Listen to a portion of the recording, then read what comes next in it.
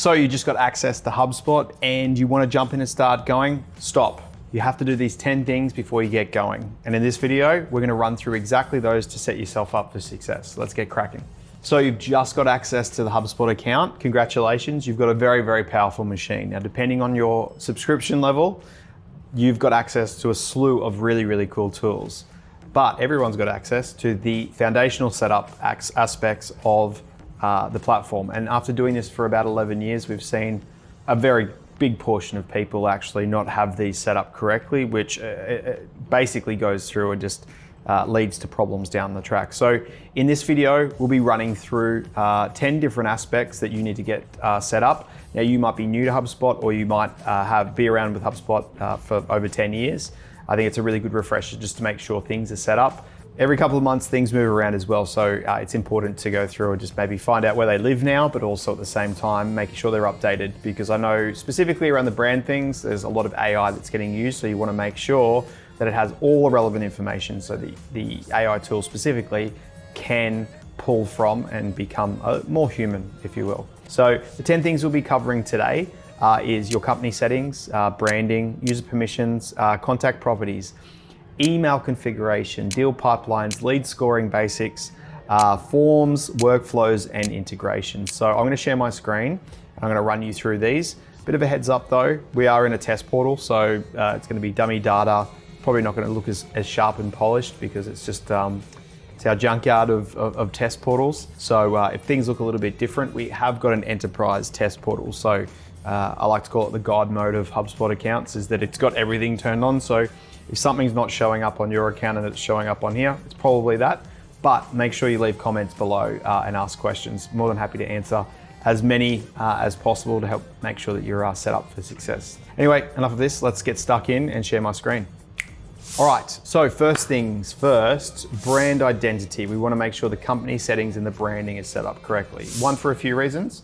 We need to make sure all of the logos and the colors all look good. So when we set up, when AI builds things for you, or email templates, it's all there ready to rock and roll.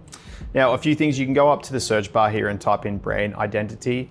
Otherwise, it's dug in there, but it's under the AI settings. But essentially what you want to try and do is look for brand identity. You can go into the settings, you can go down to AI, you can go to data sources and then go to the brand kits, and it will kind of take you through to here as well. If you just type in brand identity into the search bar, you'll get to where you need to go. Go through here. Make sure that you enter your logos, your favicons, your color schemes, any fonts that you might have as well. We're only going to be getting better with AI, so my suggestion is just spend as much time as possible in filling out all of these details. And the reason for that being is because, one, it's going to lean into a more human AI. But two, as well, anything that it creates for you or suggests or writes for you is going to go through and start to be better from the get-go. In here, you've got data sources like company profile, ICPs, products and services, and then the brand overview. So spend some time in here and make sure that you go through and fill that out. Obviously, necessary company information. If we go up to the cog at the top area, bit of a note as well. No matter what area that you are in HubSpot, if you press the cog, that will take you to the settings of that area, not just like the general settings of like HubSpot. I think that's really cool. It's like a little thing that I really do like, because you're trying to find the settings of the page that you're on at that time. So there's a little thing. If you go down to account management and account defaults, you want to make sure all of this stuff is set up. And we usually just go through when we first set up accounts and just make sure all of this stuff is set up properly. So general, account name, time zones, company address, etc. User defaults, things like geography. We want sort of like what language, date, number formats as well. Emails, account defaults, notification profiles. We might want to set up specific notification profiles for different teams. Some get text message, some get Slack, whatever that might be. Definitely currency, so we want to make sure that we've got the Botswanan pula here, but the company currency is the Australian dollar. The data hosting, now this one here is set to the US, East Coast.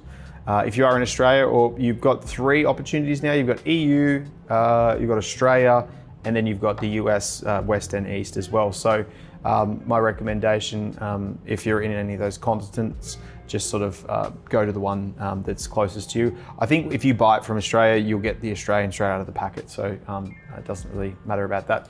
Any future releases too, you can go through and you can gradually have the portal upgrade itself. Little side note though, if you go up to the top where your company is and go to product updates, they have all the product updates and you can activate betas, etc. as you go through there. But first things first, get things set up as per on that. The next thing you want to try and do, number 2, is go through and set up relevant users. So these are going to be the individuals that are either going to be looking or using. Obviously, you might or might not know, I'll put a link popping up here and also in the show notes here, just around the different types of permissions and users and core and sales seats and service seats, etc.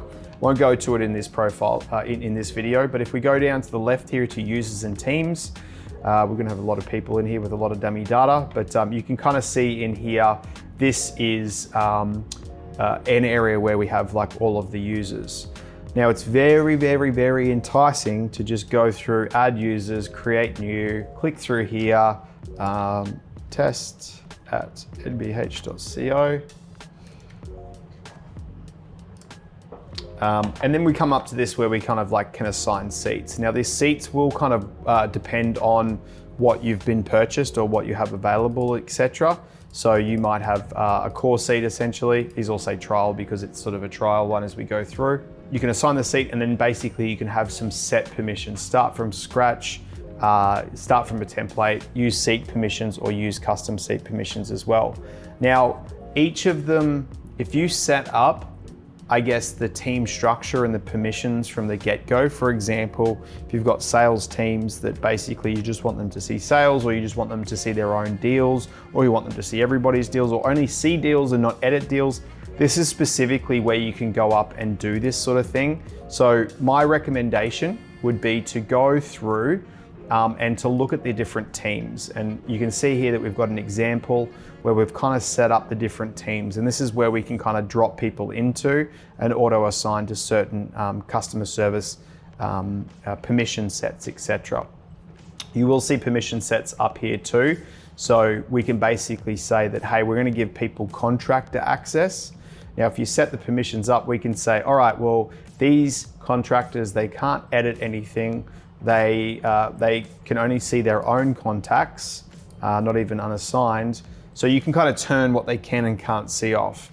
This will be hugely beneficial just to try and get to do first, because I think if you know that you're going to have executives, you're going to have salespeople, or even third-party contractors or anything like that, you want to sort of set from today what access they can and can't see, or even edit or export or delete.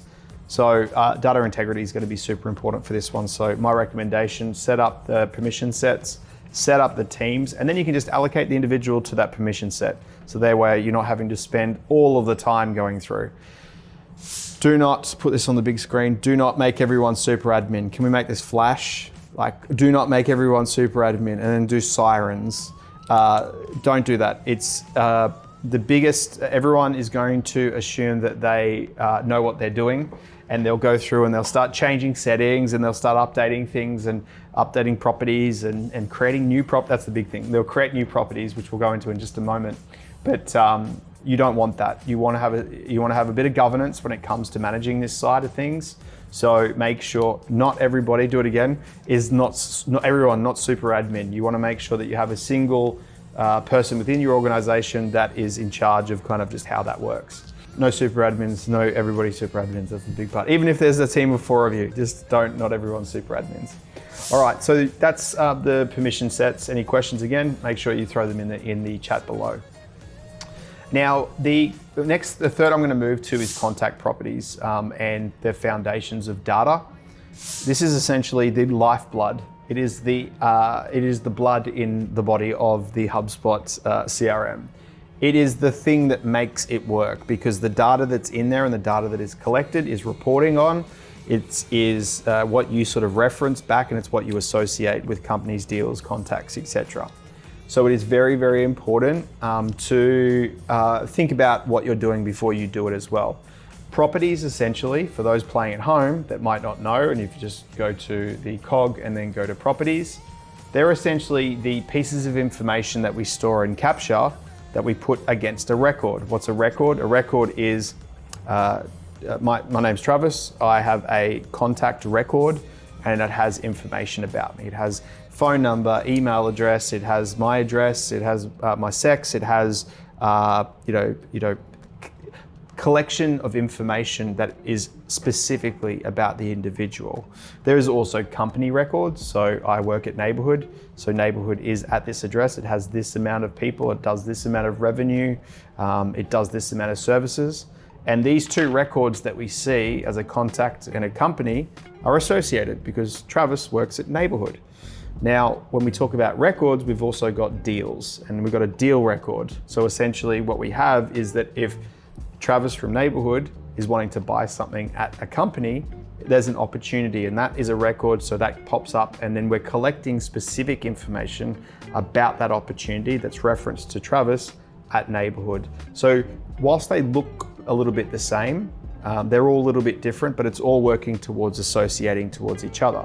Now, the information that I mentioned there, the email address, the sex, the company information, etc., they're all properties of that specific record, or the object they call it inside HubSpot. Now, we want to make sure that the properties that we collect from people, or the information we collect from people, are stored underneath the right people. Now, when have a think about properties as if you go to a website and you see a form, each of those pieces of input, or the form, like first name, last name, email address, that is a property. But we need to create those properties. Now, HubSpot has them ready to go, some default ones out of the packet.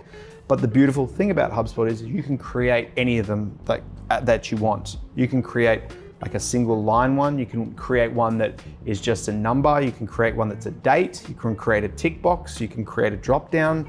You can create a multi-select. And these need to tie directly to the records or the objects that we were talking about before, so that when we collect the specific information, whether it be on a form or whether we're entering information inside the CRM, that the format is correct. Because what we'll do with that information is we'll automate, but we'll also report on it as well. Probably went a little bit too deep on that one, but essentially this area here is where we have our lookout properties. Now, out of the packet, there's some that are created either by yourself or HubSpot has them out of the packet, as I mentioned. But you can sort of see here that there's this one here is under a contact property, so a person. So last name is a single line text. What's your citizenship? School name, custom status, citizenship. These are all things that we collect on the specific individual. So you can create properties, you can click on this, and you might want to say hair color. So go on. I can spell color. I've already got one called hair color. That's fine. I probably had this exact same demonstration before, which is funny. There it is. And you can see here that it's a drop-down select. So we've made this before. So we can see that the field type is a drop-down select, and then basically, so when you go to a form, you click on it, drops down, and you can select one of those. Not like a multi-select. This is the difference between properties. In this instance, you can only select one. Multi-select, you can kind of select two, but you can't have two hair colors. Well, maybe sometimes you can, but in this instance, most people don't. So this is where we would create them, and then once we save these, then we can add these to the contact cards, or we can put them in forms, etc. I would tread with caution. What we do see often in this instance is a lot of people just creating random properties and creating the same property, kind of like worded a little bit differently. So really getting on top of the information that we need to collect from the customer, prospects, or whoever it leads, whatever it might be, and just making sure there's a little bit of governance with that as well. Or also make sure you use groups, because it groups the collection of information into those as well. Probably the driest subject you'll ever hear about, but it is very important because it's the lifeblood of the HubSpot account. Just a reminder that you got contact, company, you got deal properties, But depending on the different types of objects that you've got, this is where you would edit those. Number 4, we're going to get your email set up. So if you go over to the marketing and go down to email, again, this one's been set up before. This is the emails where you send out emails. So you can do a single send email, or you can get it automated if you've got the right subscription plan. In this one here, we want to make sure that we get things set up properly. Now remember what I said, if you want the settings of somewhere, just go there and press the cog. We're now in the marketing email area. We can go up to the cog and press it, and voila, we are in the email configuration area. A few things that we want to do is we want to make sure from a compliance standpoint that we are getting our email footer and our address all set up. HubSpot won't let you send anything unless every single email that you send out has your address and a phone number and the ability to unsubscribe, which is cooked into there as well. So if you go here, obviously you want to make sure that you have your address. You have the ability to do double opt-in. Subscriptions is really important as well. We want to make sure that these are the templates from a subscription standpoint. You need to either resubscribe, etc. I'll let you guys go through all of this.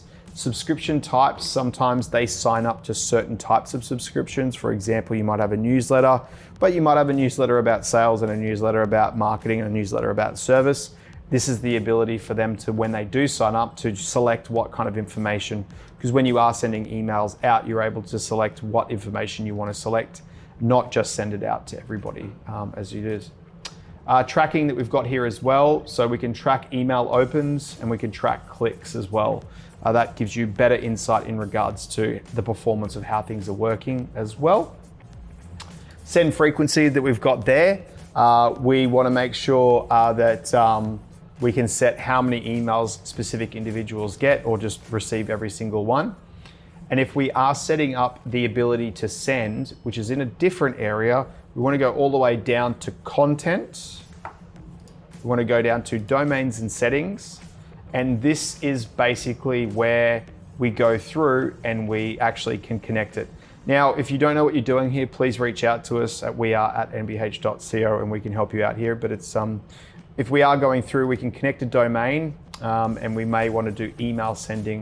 In this instance, what we're going to do, it'll pop up and then basically saying all the emails are going to be sent from here.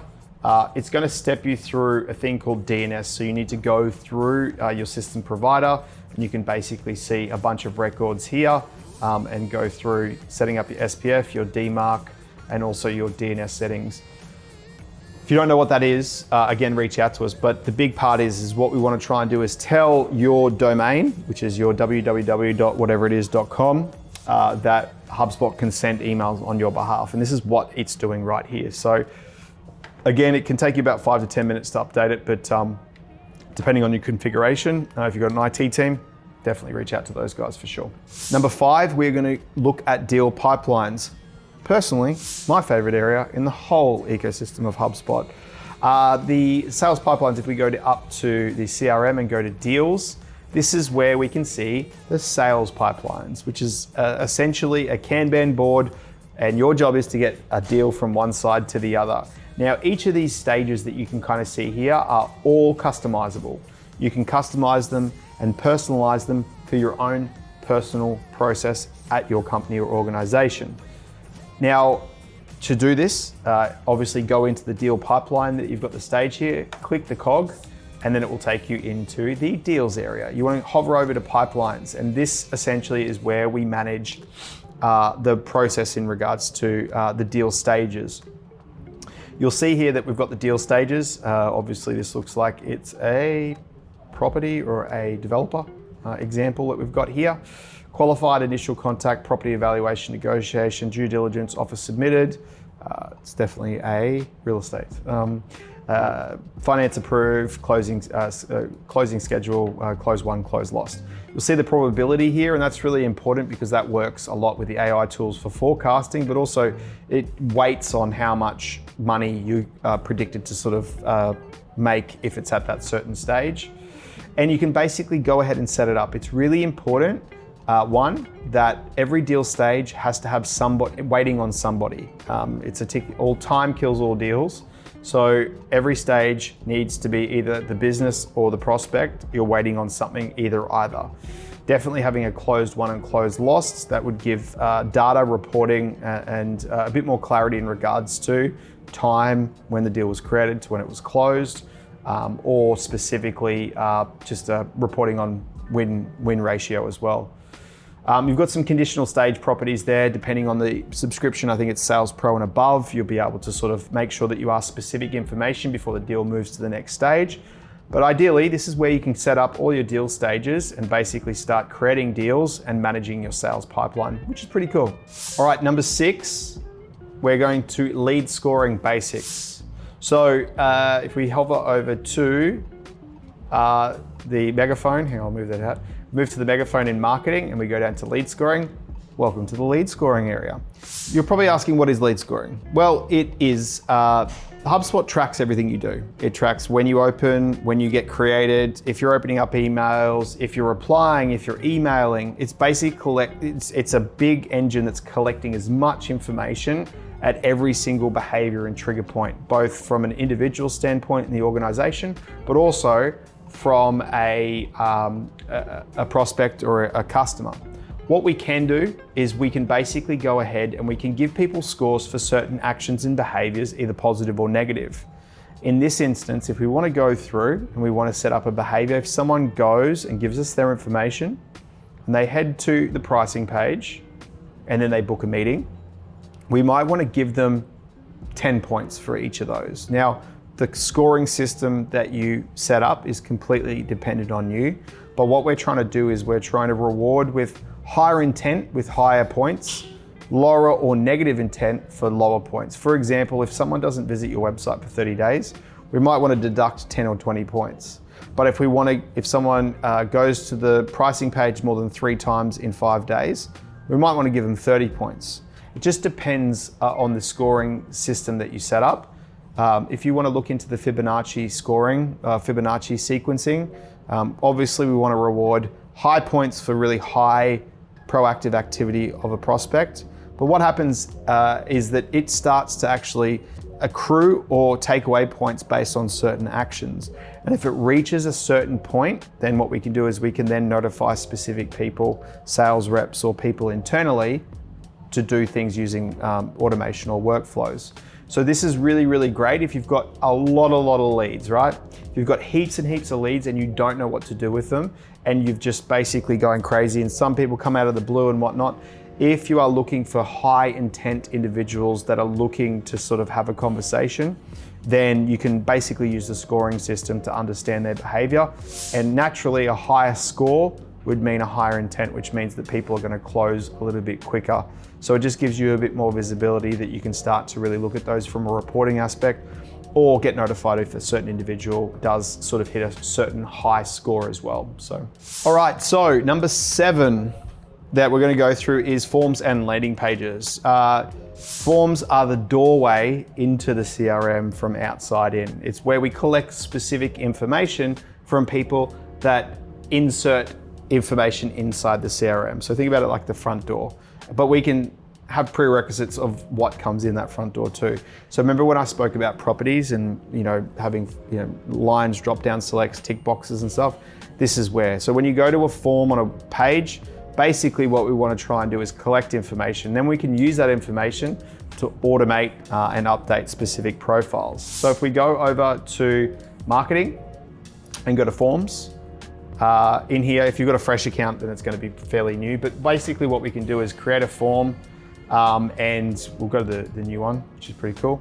There's a bunch of templates that we've got here. I'm just going to use one of these templates as we've got them.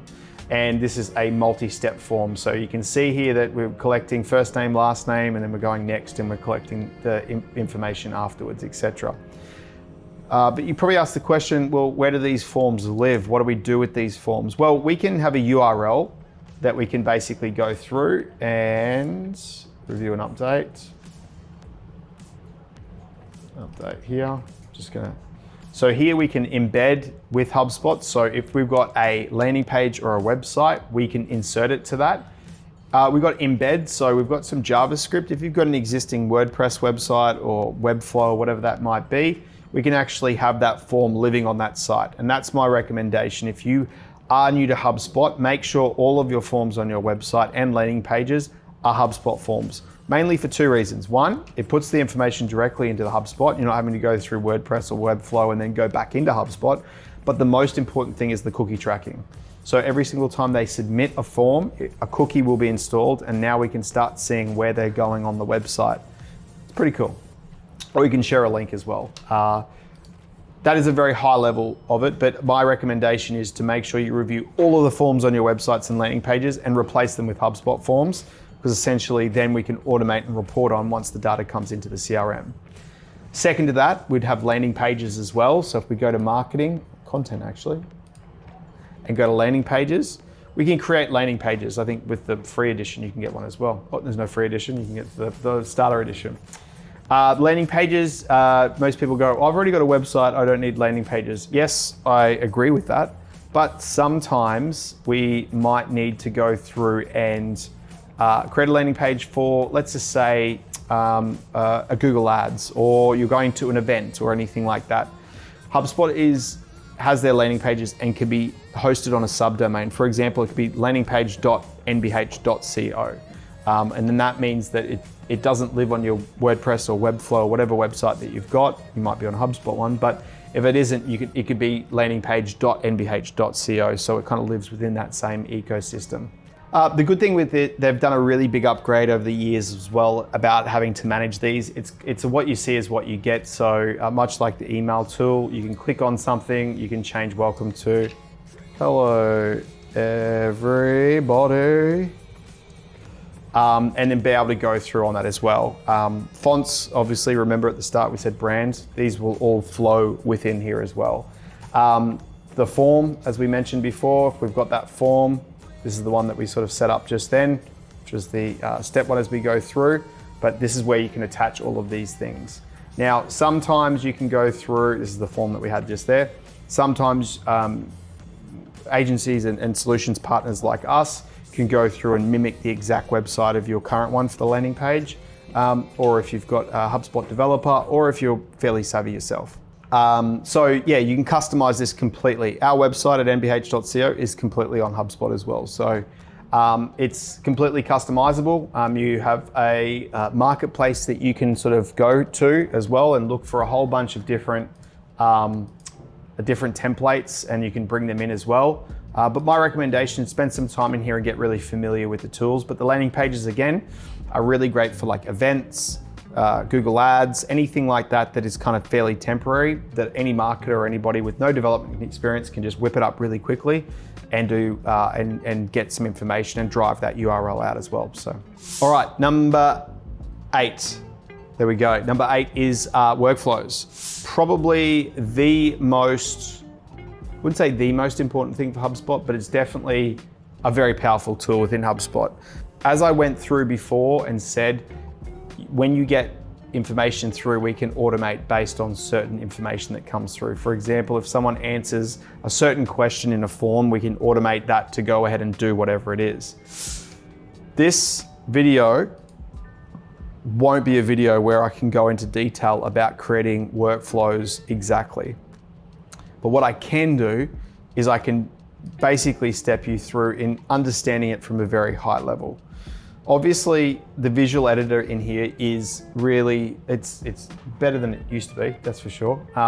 But we can sort of see here as we build it that, you know, if data values change, if information is sent or discussed or anything like that, when people visit websites, or if they, you know, engage with something on a website or a landing page, when or other automations or other workflows are started, stopped, or completed, or any maybe custom integration or anything like that, we're able to go through and do certain things. So I'm just going to use this as an example. Here we go.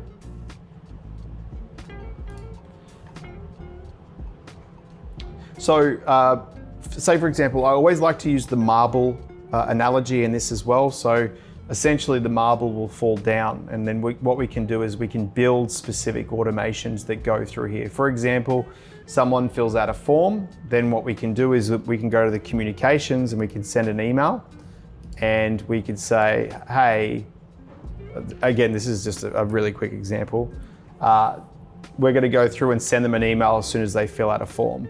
But then I'd like to branch it as well, potentially, right? And say, look, if they go through and they reply, I'd like to do that. But if they don't reply, I'll delete this one. Don't reply. And I might set the, if they reply, I might want to enroll them in a different workflow, for example, and save that one as well. So you can sort of see here is that the marble will go down, and if I can add a time delay here as well. It's probably worth adding a delay to sort of say, hey, let's go through for a set amount of time. Let's just go 4 days. So we can say, okay, someone submits a form, sends an email. We wait 4 days, but if they've gone through, and we can set up the logic, if they do reply to that email, then we can go through and do nothing. But if they don't reply to the email, then we can go ahead and do maybe follow-ups or go through and get someone to call or create a task or something along those lines. So if you really think about it, I always like to say, if you've got a whiteboard or a large sheet of paper in front of you, before you start going and playing on the tools, really try to drive what you're trying to build off HubSpot first, because you can really, really get stuck in the weeds with this about clicking around and trying to find how things work. The good thing on the right-hand side, I will say as well, is that you can chat with Breeze AI, which is the AI one that kind of works through it all. And basically you can ask it questions. There's an AI tool in here as well to build workflows. It's probably not beautiful, but I mean, if it's simplistic enough, it can build something. But if you ever do get stuck, you can get Breeze to come in to help you out as well. So very powerful tool. Marketing Pro gives you the access to all of this sort of stuff. I think Marketing Starter or some of them give you very limited access to some of them as well. But the more that you play with this, the better you become aware of that you're able to automate, systemize, and do a whole bunch of things. So probably the most powerful tool within HubSpot, because it works when you're sleeping as well. So very, very powerful tool. Very bad job of explaining how it works, but if you run that the marble sort of idea through, you should get a pretty good idea on kind of how things kind of work as well. Number 9 is reporting dashboards. So this one where we've got here is, for this one specifically, I'm just going to use the ones out of the packet because I think that's one that's going to be hugely beneficial for everybody. HubSpot's got some great dashboards that you can kind of set up. Now, if you go to create dashboards, we've got some preloaded ones in here that you can kind of use, whether from marketing attribution, lead marketing, email overview, sales team performance. This is, if you're brand new to this is going to be where you're going to go ahead and find it. This is, once you go ahead and create the dashboards specifically, you can go through and you can actually edit them as you go through. So this is obviously total deals closed versus the goal, leader dashboards, etc. These are all really good ways to start. And if there's specific ones that you want to add, you can add the content, add a report, and you can go through and look at some ready-made reports down the left-hand side. It's giving you some recommendations on ones that you should use here. Or if you're making your own custom reports, you can go through and you can pick them up and you can drag them across. Well, they're already in there, but you can pick them up, you can drag them across, and you can add those ones to the existing one, which will start to populate instantly, which is really great. So definitely go around, play with those tools. And as you get more confident, you can start to build your own custom reports as well. And number 10, integrations. Integrations, again, is a very, very powerful tool. We don't want to silo our data. We want to make sure that the integrations or the data that we do have can all be one single source of truth. Now, I won't show you how to do integrations, but there is a slew. If we go up to the little house or the little shop at the top and then go to HubSpot Marketplace, we click on HubSpot Marketplace. This area here will give you, if we go under apps, a whole bunch of apps that you can integrate. Zoom, if you use Zoom, it can then give the recordings and make sure that the meetings are on each of them, or Meet. PandaDoc, Google Meet, Slack, Salesforce, Google, Microsoft Teams, Outlook Calendar, etc. I think there's thousands. Yeah, there are only just a few there, but you can go through, you can type in, and then basically Most of the ones that are built by HubSpot are just a one-click integration, and what it does is then you can customize how the data goes back and forth. But if you are using silos of data, for example, maybe Xero for your accounting system, you can sync that up as well and make sure the data flows between them as well. And making sure that you're not having siloed data, which is the biggest problem that we see with a lot of the projects that we go through as well. All right, that was probably a lot to take in, but as we went through, there's some good points to really focus on, those 10 sort of areas, just to make sure that they're set up correctly. My recommendation, block out half a day to be able to sit down and actually step through each of those areas, become more confident, become more aware of what's possible, but also give yourself enough time to be able to play and explore with the tools as well. I think if you block the time out, sit in a room or work from home or whatever you want to do, it will give you enough time to be able to not only develop your own personal skills, but to get more ROI out of the platform that you guys are paying for, and I guess overall to feel a little bit more confident about it. So hopefully that's helpful. Again, any feedback or comments, put them in the description, in the comments below. Happy HubSpotting.